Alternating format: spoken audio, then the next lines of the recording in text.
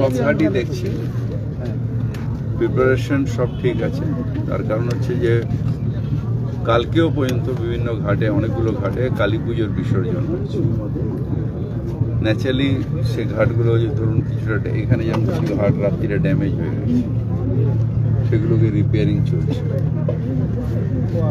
এই ঘাটটা এখানে দাঁড়িয়েছে, এটা যখন মমতা ব্যানার্জি এখানে এমপি ছিলেন তখন তার টাকা এই ঘাটটা তৈরি হয়েছিল। এই ঘাটটার পজিশন মোটামুটি ঠিক আছে। তক্তাঘাট আমি যাব, তক্তাঘাটের আমাদের পার্মানেন্ট সলভের জন্য একটা নিজস্ব ঘাট তৈরি করছে, সেটারও আমাদের কাজ চলছে। অলরেডি কোর্ট ট্রাস্ট থেকে পারমিশন চেয়েছে, ওটাও তৈরি করে।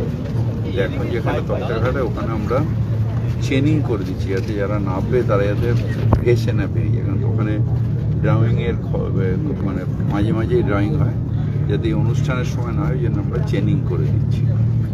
এইভাবে প্রত্যেকটা ঘাট আমরা দেখে নিচ্ছি যেখানে যেটা দরকার হবে করা, এবং পর্যাপ্ত পরিমাণে লাইট এবং মাইকিংয়ের ব্যবস্থা এটা আমরা করছি। পুলিশ মাইকিং করতে থাকবে।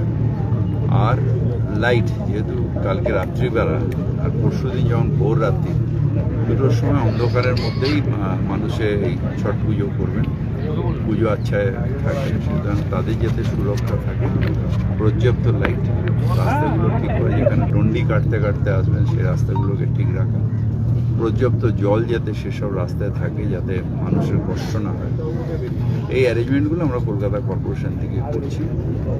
এবং ওই পাশেও ভেহিকেল, পুলিশ ভেহিকেলস মানে নৌকা থাকবে, যাতে কোনো রকম অঘটন না ঘটে, এত কিছু প্রিকশন নেওয়া হচ্ছে। বাংলা খবর, আপনার রাজনীতি, আপনার আওয়াজ।